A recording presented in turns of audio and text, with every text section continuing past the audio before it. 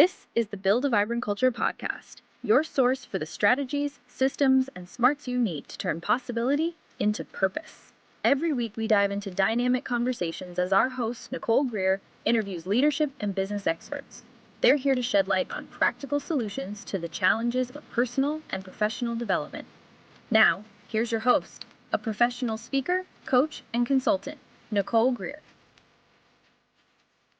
Welcome, everybody, to the Build a Vibrant Culture podcast. My name is Nicole Greer, and they call me the Vibrant Coach. And I have another, I know I always say this, but he is amazing. I'm going to tell you all about Robb Patton today.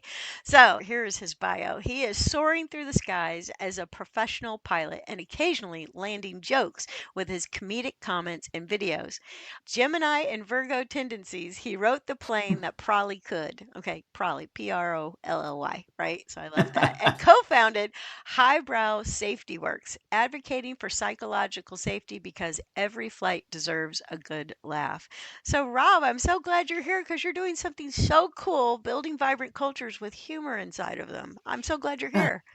Yeah, thanks for having me. I love your work. Oh, you're very sweet. Yeah, and Rob has a lovely daughter who I've had the privilege of meeting and hanging out with for several times all day long in training sessions, and she's a doll baby. And you know what they say?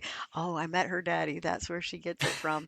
And so she's a doll. I love her so Oh, much. thank you so much. Yeah, I'm pretty proud of her for sure. Yeah, and she's the one that told me all of the amazing work that you're doing. So, first of all, tell us a little bit about your company and what you're doing. It's really cool. Yeah, so basically, I've been a commercial pilot for 20 whatever years now, and I've done some stand-up comedy through the years. I love making people laugh. So basically, what happened about 3 years ago is we created a video for our internal flight department, and that kind of got out and people loved it. It was called Ice Ice Maybe. And basically, it was ice procedures for a particular aircraft. And we use Ice Ice Baby as a parody. So it flourished into where it is now. A lot of fun. Yeah. So what he's doing is he's taking these songs and he's got full on videos. I mean, Mm-hmm. costumes, set, direction. The one video I watched, there was a choir in the video. Mm-hmm. I mean, it was a choir of 5 or 6. I don't know. I didn't count. But I mean, you're not just making a video with your iPhone. You're putting together very high quality learning and development materials for people so that they can, fly these planes and keep us all safe in the air. Yes? Yeah, yeah. So what we learned was having an earworm for us really helped and have the people singing whatever the parameters are or whatever in the back. We've gone through training. We go through training every 6 months, and then there's online training and all sorts. So you don't normally associate humor or levity with aviation at all. So it's kind of fun to mix the two. Yeah, absolutely. Yeah. And, I can think of other industries that are out there where we feel like we can't be funny with Mm-hmm. accounting, or we couldn't be funny with engineering or something like Right. that. But the Yeah. videos that you do are absolutely hilarious and fantastic. So I think that a big part of building a vibrant culture is people are having fun. Yes. And we all know that laughter is so good for your soul and also Yeah. physically good for you, right? It Mm-hmm. releases all sorts of Mm-hmm. good neuropeptides as you're laughing and smiling. So I want to ask you a little bit about the humor side. First of all, how'd you get into stand up? How'd you do that? That started a long time ago. So it started as a kid. I enjoy making people laugh. I enjoy really brightening someone's day who wasn't planning on it happening. And then, you go down the aviation road, and I was pretty flavorful. I did fly for the airlines for a bit before moving back to business aviation, and I enjoyed the passenger announcements. Those were a blast and getting the people's feedback. But yeah, that started, I would say, in elementary, and it kind of never went away. And I would say it's kind of my foot is on the gas with that now. So That's fantastic. And the name mhm. of your learning platform, share that with us. It's highbrowsafety.com. And we thought, highbrow, like it's intelligent humor around a pretty serious, the nuclear industry, the medical industry, engineers, manufacturing, all of it there's room for levity and learning in all those industries for sure. That's right. That's right. Okay, so humor, we've determined that it's very important to build a vibrant culture. And Rob, I think Hmm. you're really doing something that's cutting edge. I mean, I don't want you to get a big head or anything, but I mean, I think you're like doing something that really in learning and development, we need to be thinking about like how do we actually bake in the humor instead of Hmm. like finding a funny facilitator, Yes. or a trainer that's got a sense of humor. Like you're baking it in, right? So it's super intentional. Yeah, it's very intentional. I think Humor Seriously is a book that was written, and I'm sure you've read it, but it's a great book and it goes into the science. And they have a TED talk as well. It goes into the science of laughter and the oxytocin and whatnot. We did Legos, for instance, little Lego minifigs, and we outfitted them according to their personalities and so forth. And we were planning on putting those in the back only for the flight crews and so on to see. The owners of the company asked for it to be put in the lobby where everyone can see it. And so that was just another nod to how humor, because they're all very, I'm not the tallest person, and Me I am the chief either. pilot. Yeah. So I'm in a booster seat right now, actually, from Wendy's, but I'm standing no. up, but you can't tell. So someone went into the back of the shadow box and took the normal size legs off on me and put little kid legs. So good. So that's the culture we have in the department. Somebody's comfortable enough to go in and take their boss's legs, and which is great. It's been so much fun to watch the evolution of that. Yeah, that's so good. And I think the other thing when you mentioned Legos, I got this other word in my brain other than humor, which was this idea of just being playful. Hmm. Because if you're playful, you'll end up laughing. You know what I mean? Like it might not be Yeah, funny to begin, but if you play, right? So this guy goes back and he changes the legs out, and it's like that's hilarious, and now we're laughing, right? Yeah. So yeah. I'll tell you another quick story, Rob. So where Kristen works at Bloom, there was the human resource department. Now imagine. I love my human resource people. The human resource department is hilarious there, and they have so much fun. So one of the gals kept getting these like little ducks. Like she'd open up her desk drawer, there'd be this duck in her drawer. She's like, "Where are these ducks coming from?" And she had her car locked. And she goes out to her car and there's a duck on the seat of her car. And then like she went to training one day. She opened up her purse and like inside where you keep your lipstick if you're a female, there was a duck in there. And so she's like, "What is going on?" So it was driving her crazy. And it was one of her coworkers that she's worked with Oh for my forever. gosh, But like it was just that's playful. So there's yeah. things you can do. There's things you can do. All right. So I want to ask you this. Humor, they say, is the shortest distance between two people. Have you seen humor break Hmm. down some barriers in workplace learning or just barriers in the culture? Yeah. So I'll just use the airlines for instance. Please. When you show up on the property, when you show up in the aircraft, that's the first time in a lot of cases that you met that person. So you've never met him before. You guys are kind of like robots in the airplane. You know what he's going to do or she, and vice versa. I always try to open that relationship up with a little bit of levity to kind of like break down the barriers, like you said, or the guard or whatever that is. We That's a good tend way to say it. to, yeah. So when you're walking through the terminal and you have the suit on, there's a certain expectation from everyone in the terminal. But when you go down the jetway and it's just the two of you or whatever, that's always the best way for me that I've found to open that relationship up and start talking. That also helps the high pressure situations. If they know where your default is, like, hey, I'm kind of easygoing and laid back and approachable and whatnot, all the things that levity helps other people understand about you. Yeah, that's good. And I fly a lot and I watch these flight attendants and these pilots and Mm-hmm. they're very serious. They're looking like a million Mm-hmm. bucks. They got their suits on.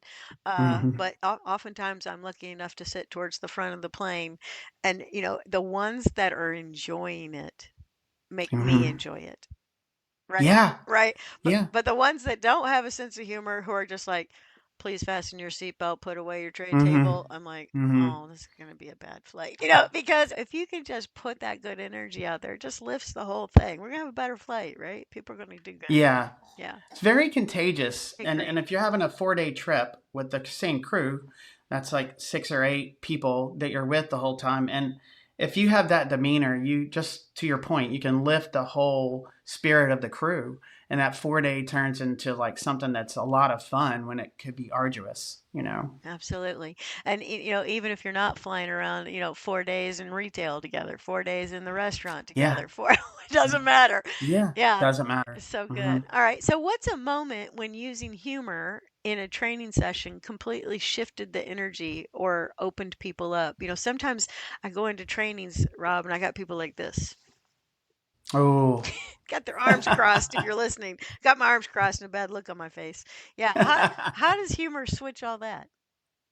Well, I mean, in my stand up, the emotional intelligence comes along where you're reading the room Mm. and you see if the room's tight or not, all the things that you do speaking professionally.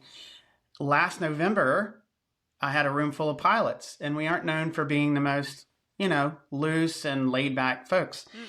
So I start most of them off with, my name is Rob. I'm a Gemini with Virgo tendencies. So I delay like 15 seconds, and then people are like, oh my God, that was a joke. That was so funny. It was a tight room, and it was more like the first statement was a misdirection for them. They weren't Yeah. planning on any of that. So we were able to have some fun. After that, it loosened the whole room up because now you can ask the question that maybe you wouldn't have asked earlier. And I did ask some questions at the end, but I was also a simulator instructor. So during that period, the people would be up front, a little nervous, and I would start off with whatever the most preposterous thing you can imagine is and break the ice immediately and calm them down. So it helps in a lot of different ways. I think, to your point about sales or whatever, I think just starting off whatever the event is, whether it's just a day at work with a little bit of levity, changes the whole day. Yeah, and I think again, people come with a preconceived idea. And here's the thing about, I bet this is true. You confirm or deny. In the airplane biz, I bet you there's a lot of this thing I call mandatory training. Oh, just a little. Just a little. Yeah, and sometimes the stuff I teach is mandatory training, which I Mm. abhor the word mandatory. But like when people come in, they've got that look on their face for the mandatory training that they're going to, and you can do what Rob just said. Did you hear what he said, everybody? He's like, just Mm-hmm. throw out something absolutely off the wall, Mm-hmm. and do it from the get-go. And then people are Yeah. like, this day is not going to be as awful as I thought it was going to be. Yeah. Yeah. Yeah. That is a great idea. Yeah, Yeah. so it reduces the stress too, I think. All right. So some leaders might be listening to this. Some of my HR peeps might be listening to Mm-hmm. this, and they're like, Nicole, don't you think that makes you look silly, less professional to be Mm. cracking jokes all the time? So what do you think the balance is between like you have to really de-ice the plane and ice baby? Like what's Yeah. what's the fine line Yeah. there? So the fine line is, first of all, if the people don't know how to read you or you have no history with the people, that makes it a little more difficult, right? Hmm. So with my role in leadership at my department, I'm chief pilot. And so there's a certain level of professionalism and whatever that it takes to get here. I think, kind of reiterating what Humor Seriously said, the emotional intelligence comes into play, like from an HR perspective. You know your room and you know what would be funny to those folks. It can be something way down in the weeds if you have a room full of accountants and, whatever that is specific to those people. But I think just reading the room is important and coming out with something, even if it's small, because realistically, the people that are sitting in the room with the mandatory training situation are expecting zero humor. So if you come out with 1% humor, it's a win for them. It's going to be a good day, just like you said.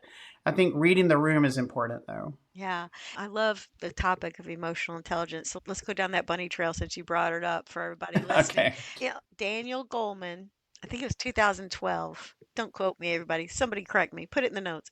But anyways, he wrote this book, Emotional Intelligence. He was a reporter. He actually was Mm-hmm. interviewing some scientists that were looking at can you have emotional intelligence? And then he wrote the book. But in there, he talks about like there's four buckets, right? So the first bucket is self awareness. And so I think the first thing about being funny is, Rob, do you think most people can be funny if they try? What do you think? Oh, I think everybody's funny. You know, like everything's subjective except for death. So you're funny. That's not funny. Yeah, that's not funny. So I think your funny may not match as somebody else's funny, or your sense of humor is all over the place. I think everybody can be funny, even if it's nothing but a look like The Office or whatever, just a deadpan stare or a piece of silence during, a presentation would come across as funny. I think it's easier, it's less daunting than a lot of people view it as. Yeah, I think funny is like a muscle you can build. Y- Mm-hmm. Agreed. Yeah, and in fact, I think it's kind of like, you've told a few million jokes in your life, and if somebody laughs, it's almost like you get funnier. Like your Mm-hmm. funny turns on or something. Like Mm-hmm. you get funnier and funnier as it goes. But like if your first joke's not funny, it kind of Yeah. shrivels up and dies. It does. It does. And there's a little bit of rudimentary humor, like the power of three, two things that are similar. And then the third thing you say is a misdirection totally. Hmm. And that's an easy one to do. And another one is a callback where you say Gemini with Virgo tendencies, and then you use that two or three more times in your presentation. And people are like, oh, they said it again. So there's some easy ways if you're uncomfortable with using humor that you could do it. Yeah, and so I just remembered I have this on my bookshelf. Y'all should come to my office. I have the best office. But I got this book a long time ago, Do It Yourself Funny. I'm gonna get this thing back out Wow. because when you said the three thing, I was like, Hmm. oh, yeah. And speaking of 2012, this thing's from 2012. So it's Do It Yourself Funny. It's so fantastic. George Campbell, Tim Gard, and Mark Mayfield. Hilarious. I'm gonna get that out Okay. and put that on the list of things to do. Yeah, so I think you can up your funny game. So emotional intelligence, there's self-awareness, and then there's Mm-hmm. self-management. Like, can I Mm-hmm. try to be funny? I could Mm-hmm. try. And Mm-hmm. then the social awareness that I think is what you're talking about, like you're reading the room, Yes. These people are not having a good day. I should try to raise the vibration. Yeah. So, in a comedy show is not unlike doing a talk in your department wherever you work. It's not unlike that at all. Before I went on stage, if there were any large groups, I would know what those groups were in the early show and the late show. So you have some idea of who you're speaking to, and you could change your joke accordingly or whatever that is. So, same thing with the presentations from HR, the mandatory training, no different. Yeah, so good, so good. Okay, so in your view, how does humor contribute to psychological safety in a team or learning environment? Because you're all about the psychological safety. I'm all about the psychological Yeah, safety. okay, first, I'm well, all about it. define it because we're all throwing it around, but like, Yeah, we are. We are. So psychological safety is not everybody's happy all the time. okay. It's not that. It is the ability for you to voice your opinions and concerns that would be a matter in the company's success. It's being able to bring things like that up. That's what psychological safety is. So imagine going into a meeting where you didn't feel like you could say anything, and the gentleman speaking is speaking off of a teleprompter or a script or whatnot. It feels very tight. There's no room for questions or anything like that, versus walking into a room where the first thing you hear is a joke. Now you're in the meeting thinking, okay, well, they just joked. So, this process that I think is really hurting the company, I feel more comfortable bringing that up just because of their demeanor. Mm-hmm. So that's how I think humor can help, or just levity in general can help psychological safety. Anytime you can make the people feel more comfortable in speaking, no matter what that is. And levity is something you could do like real easy and quick. And like you said, just kind of open the whole thing up from the beginning. Yeah. So I have a husband that is a dad joke person, and he has this personality where he's pretty even keeled, like this, which makes the dad joke actually better. Because he's not trying to deliver the dad joke. He's just putting it out there. Yeah. And I've seen people that have like the dad joke calendar where you get one a day. Yeah. And I Yeah. think it's almost that simple, It Rob. is. And I think too, you become endearing to your team. Yeah. They're like, "Do Yeah. you have a new dad joke?" And you're like, "Yes, I do. I Yeah. yes, I do. I memorized the one off my calendar this morning, you know." And then people are like, "Oh my God, I love this guy," Yeah. right? Yeah. And so that's the guy, that's the leader, or it could be a female, of course, Right. who I'm like, I have a problem with the new project, Yeah. you know? Yeah. And even with one-on-ones, psychological safety isn't necessarily a big group in the context of like a big meeting and whatever. Right, the staff meeting. It's one, yeah, it's one-on-ones. When you do have a problem with that project and you're able to walk in and your direct report just opened a big meeting with a joke and you're like, okay, and they knew you were authentic with that joke. Mm. You know, you were really like not just robotic or, hey, I need to check the joke box, you know, and I think that goes really far throughout the organization. Yeah, I totally agree. Yeah, so I just want to review real quickly, folks. So, humor, you can build it. Number two, Mm-hmm. it's part, I think it's actually Goldman missed the boat. Should we call him and tell him he has to write another book, like how humor actually Yeah. makes people smarter in their Yeah. emotional intelligence? I think that's part of it. And then you don't have to be a stand-up comedian like Robb Patton to do this. You just need to No. try a little bit. Yeah. Yeah. I think having the rudimentary like humor seriously, just trying it and doing a little bit of research. Everybody knows something funny at their company that's funny just to their people. Hmm. So the comedic part is easy. Yeah. Oh, that's so true. Yeah, like we Hmm. know all the inside jokes. Yes. And so if one comes up, you should, oh, that's an inside joke. I should write that down and use it as a Yeah. callback or something. Yeah. Anything like that, because there's all these little nuances with every little industry or whatever you do that is definitely funny to everyone. And misdirections are easy. And the same token, it's Right. not that hard. And the other thing too is that there's like classic mistakes. So I'm thinking about comedians that are physical and like they Hmm. slip on the banana peel and they fall down and they run into things and drop things and whatever. That's all about like humans are terribly flawed. And, like we're just awful. But if we can laugh at ourselves, it's huge. And Yes. I think there are some common mistakes in Yeah. every industry as well. And in your learning and development, you could do it. Rob's doing it. You could be like, okay, we're going to do a ridiculous, humorous thing about this because people do this and they shouldn't be doing it. Yeah. So let's Yeah. let's make a video and make it hilarious. Yeah, and that's so easy to do. You bring up something very good too, and if the humor, especially if you're in leadership, I think if it can include you, then people see, oh, they're making fun of themselves, so they Right. don't think too much or whatever. So that's a very important thing you bring up. And yeah, everybody knows something that shouldn't be done at work.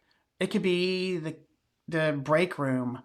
It could be as simple as somebody's lunchbox in the break room and they put it in this one place every time, or a myriad of different things that you could easily do, a callback on or whatever that is. Right. Yeah. And, just Mhm. like people microwaving something and blowing it up in the microwave now that you've got me on the Mhm. break room, or, people taking other people's sandwiches. I mean, there's, Yeah. there's like 100 things you could do about the break room. That's so good. Well, we did one where, okay, if you're working on an airplane, you're working on a part, the really important thing is not to be interrupted, whether that is with a phone or whatever, in the middle of the task. So we did a video where this guy was dreaming about lunch. And he, in order to hurry up and go to lunch, he put chewing gum on this part of the airplane just to get it done. And then he left and walked off to the break room. Oh, Lord. So the whole video is like 30 seconds. But we use it as a training video internally, like, don't think about your lunch, like focus on the task and whatever. But it was something real. Like he's hungry and, something as easy as that. We shot it with a phone and everybody laughed a lot at it and got something out of it at the end. Yeah, that's so good. I love that. Are you ready to build your vibrant culture? Bring Nicole Greer to speak to your leadership team, conference, or organization to help them with their strategies, systems, and smarts to increase clarity, accountability, energy, and results. Your organization will get lit from within. Email her at nicole@vibrantculture.com And be sure to check out Nicole's TEDx talk at vibrantculture.com. Okay. And I don't know if it's still out there. I'm gonna Google it later, but there was this burrito place up in the Northeast called Boloco. And they made these videos and it was like, this is how you don't greet the customer. And so Oh, they did this ridiculous yeah. over the top thing. And it was just these young people that work at Boloco. And then they're like, and this is the right way. They did this whole Oh, juxtaposition. I think that's along the lines of what you're doing. So think about how you could just, like he said, with the phone, get this done. So good. yeah. All right. You kind of already answered this question, but maybe you could give us a couple more examples. Give us an example of how humor has reinforced a key learning concept so that it sticks. So you gave us the one with the gum, like Yeah. focus on what you're Yeah. doing. What other key learning concepts have you nailed because you've done this? So ice maybe was one of them. So Okay. obviously airplanes have a lot of numbers and weights and so many parameters. You need to have them memorized, but they become important again when icing comes back. And you can ice at any altitude, even during the summer. So during the winter, there is this one number on the throttle setting on a particular airplane, very specific. We've had people reach out to us and go, the first thing that happened when we got the ice alert in the airplane was 70% in the descent, which is a lyric out of that song. So they remembered the power number instantly. And that's a Oh, win for that's so good. that's a win for us. Yeah. So, oh God, and that is the thing. Like singing and songs, there's something about the notes and the music and the 8 beats that helps us memorize things. Okay, I love that. So, if you have a key word, a key number, you could put it into Mm-hmm. something so that people Yeah. people can get it memorized. That's fantastic. Okay, so y- are you the funniest one at work, or are there other funny people there? Oh no, there's other funny people. There's other funny people. We have a guy. We were gonna shoot that video, Ice maybe, Hmm. and I gave him a flat bill hat and a tank top, things he would never wear on a normal basis. So since then, I've had him in a cowboy hat and a Oh, I mustache, saw and that one. You showed me that one. You he's sent me that link. he's Wyatt. He is a serious dude, and but now he's seeing the playfulness, and we're having a great time with all these things. And he has taken on the persona of Wyatt Wing It, which is like a kick the tires, I don't need regulations kind of guy. And it's yeah, he is definitely hilarious. I don't write script for him anymore. I just let him talk. Oh, wow. Don't miss that, everybody. You could release the inner comedian in your C-suite. That's so I have. exciting. That's Yeah, so that is fun. good. That's so It was so good. fun. Yeah. Yeah. All right. So, how did you get him going down that road? How do you get a leader to take on humor authentically? You just did it, but how'd you introduce this to him? Because maybe some of my leaders are like, I'm hilarious, but that guy, I don't think we could ever get him. So, how do you introduce Oh, this to the other naysayers? yeah. I think what happens is they have fun doing it. And when they have fun writing the things and they're like, oh, yeah, this thing happens, and you can write that, then you see people come on board. Like, what is the idea? Like, oh, we could use chewing gum and put it on the landing gear. Right. That's a great idea. So let's write that. And we start writing it. And before you know it, your group cohesively starts coming together. And there's a ton of ideas the more that you include all these ideas, because everybody has a certain sense of humor. And you can really see it come into play there. And if you're in a leadership position, as you see this come together, you're really creating psychological safety at the same time, Yeah. even before you've shot anything. Yeah. And I was just thinking about, when you have a big group together, like a family reunion, a cookout in your cul-de-sac, the Mhm. party after work or whatever, and one person's getting two or three people going. Yeah. And then before you know it, everybody's like, Mm, what are they laughing at? yeah.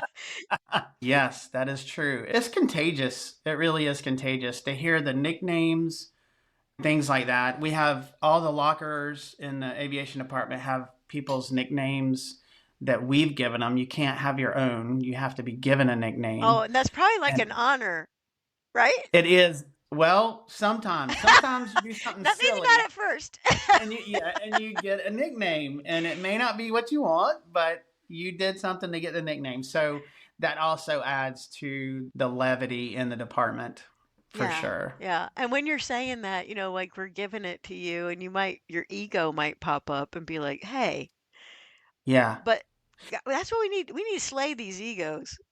Well, the ego is when we're giving you a nickname, your frame of reference absolutely could be like, hey, like there's one guy that's almost 30 that looks like he's 14. So Bless his his heart. nickname is the kid.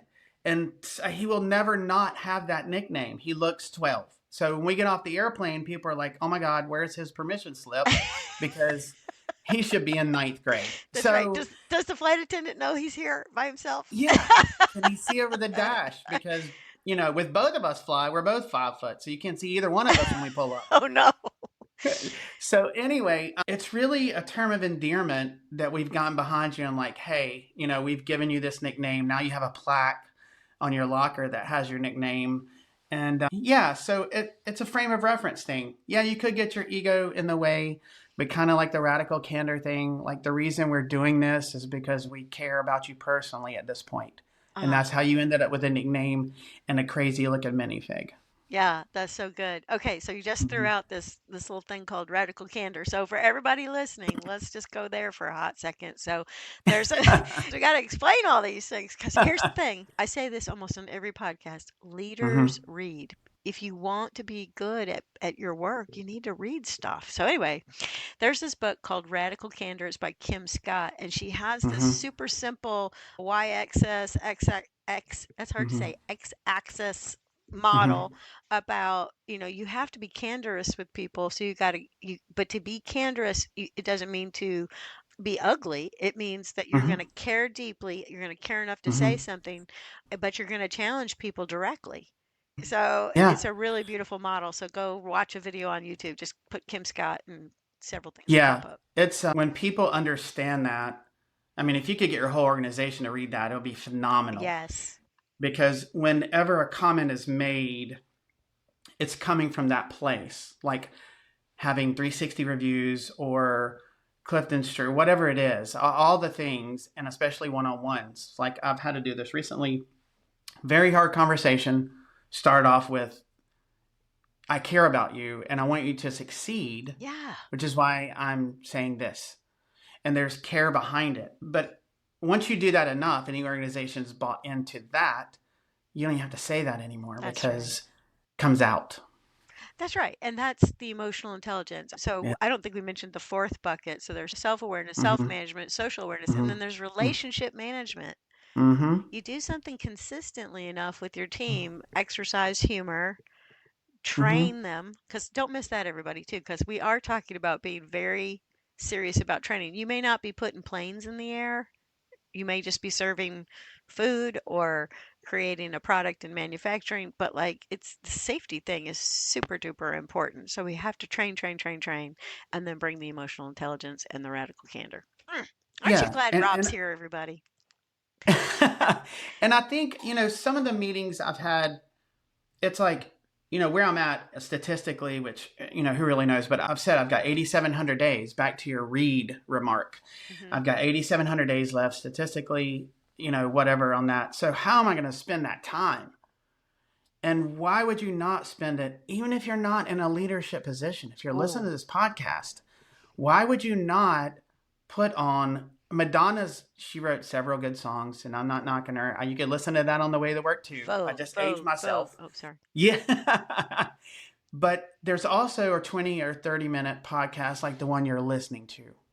There's also 20 or 30 minutes in a book that you've mentioned that you can listen to on the way to work. 100%. So you can not scroll through Instagram for 20 minutes and read a book for 20 minutes.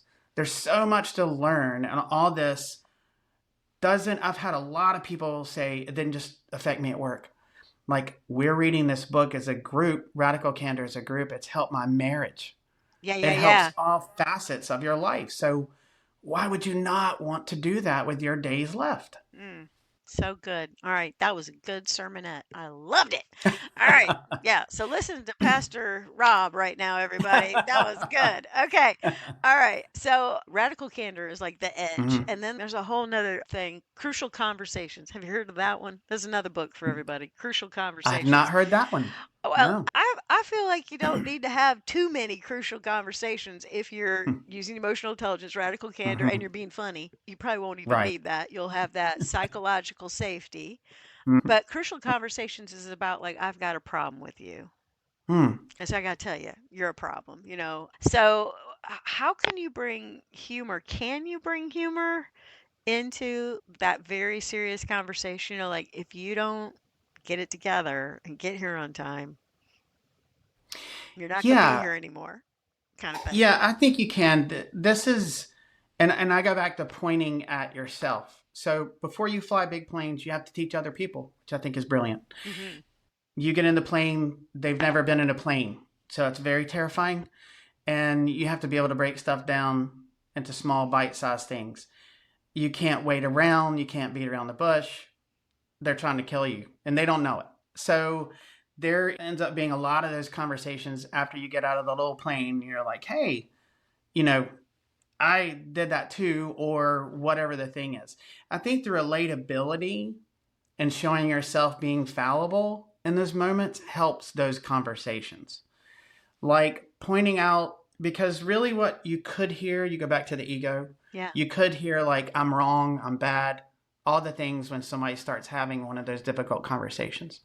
If they start off with, here's some things I struggle with, and say you're being late. So, one thing that you're being late is doing for the other people in the group is this. And if they understand radical candor, like the reason I'm telling you this instead of just not and letting it systemically have a negative effect on the group is because I care about you. So, I think by and large, you could bring a little bit of humor by starting off whatever that was. These are more sensitive, depending on how the person is, and that's why the EQ comes into play with that. That's right.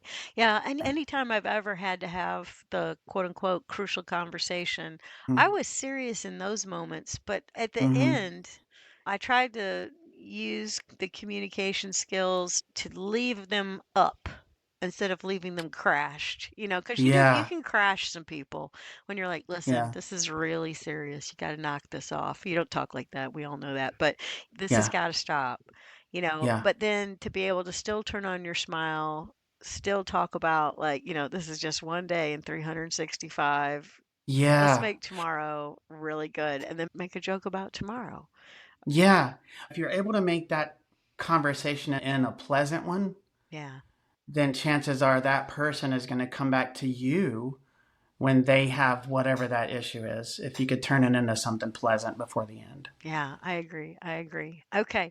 So I'm going to ask you for some practical things now. So you gave me a couple. You said the callback, talking about things in threes. And I thought I would give people a quick example. So I speak in front of groups and I went out, this is probably 10 years ago. I went out to San Francisco for a speaking conference with the National Speakers Association. And Christine is at the front of the room. And Christine is like, you need to not read your bio when you Ah, get on stage. You need to yeah. like have something funny. And so Mm. that triple thing that Rob's talking about in my bio, it says Nicole is a speaker, a coach, a trainer, and a race car driver. And everybody's like, what? Okay. And then the end of it is she races home to love on her family. She races to take care of her Yeah. clients. And then my final thing is she tries not to be on the first name basis with the state patrol. So it's just like a little funny Yeah, it is. before I get started, right? So people are already Yeah, like, oh, okay, this is going to be a different talk. It's not so serious. So that's like the yeah, triple. Are there any other practical tips you could give the trainers, the coaches, the HR managers, the yeah. leaders that are listening? So most people know before you get on your stage, just like you said, most people know your accolades and your Oh, yeah. level of And they don't really professionalism. care how much school No, you've had. no, yeah, it's not the LinkedIn thing. Everybody kind of already knows that. So the most fun thing to do, I think, to mix the room up is just a misdirection right off the bat.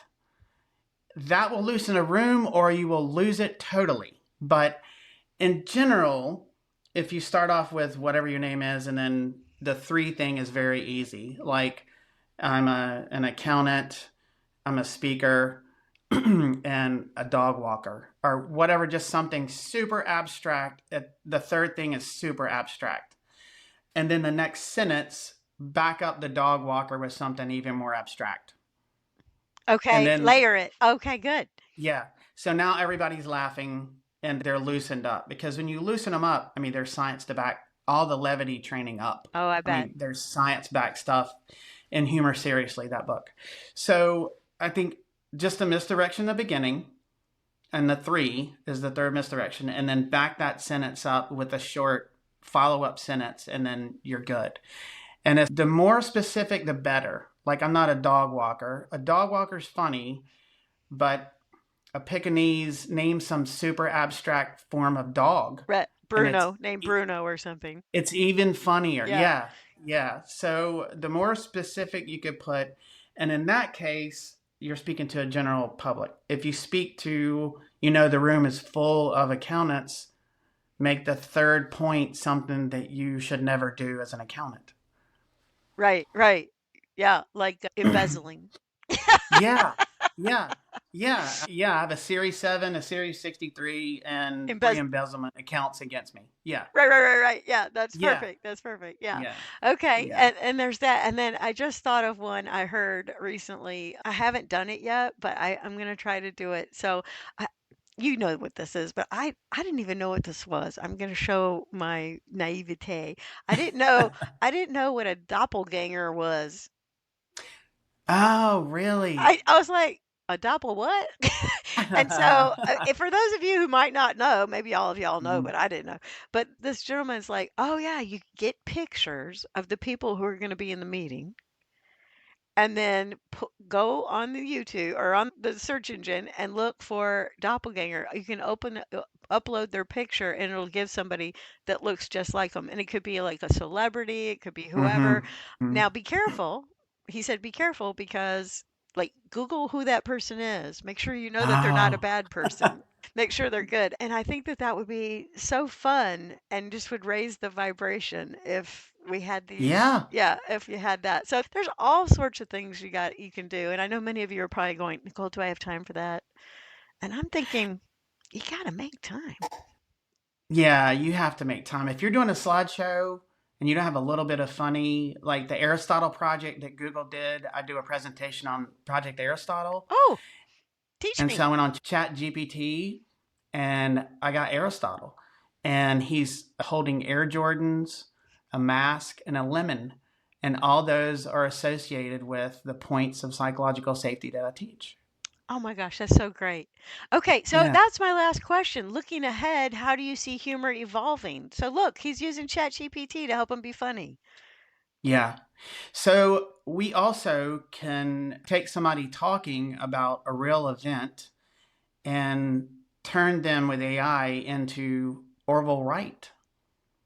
So, So good. yeah, on video and their voice. So basically, they could be talking, tell me about a time that you did something that wasn't smart and what you learned from it.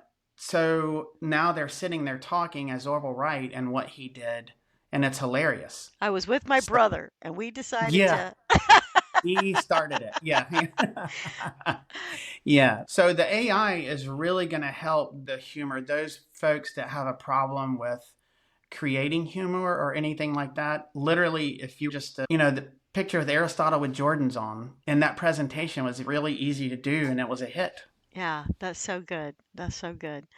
All right. I know my people are like, it can't be time for this to already be over because I was having fun. Don't miss Yeah, it's that, been fun. everybody. Yeah, okay. So, what last nugget would you leave Mm. my listeners with? You know, the people who are trying to do training, learning and development, HR, leaders who are trying to get their teams to perform. What final nugget would you leave them with?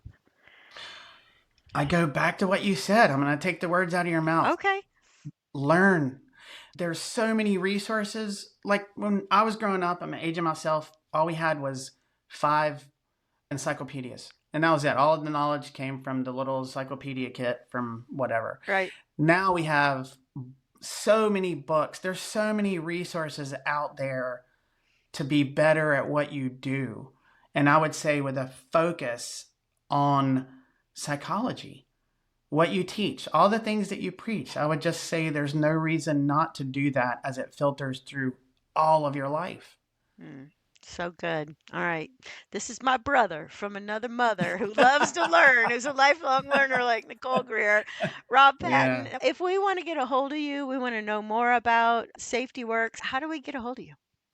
So LinkedIn, Highbrow Safety Werks, or I'm on LinkedIn as well, or directly to the website. And if you have any ideas like, hey, I have this process that would be funny to have a video, then we also do that kind of stuff for specific instances through the website. Oh, fantastic. All right. So he can come help you put funny in your company. All right. That's good.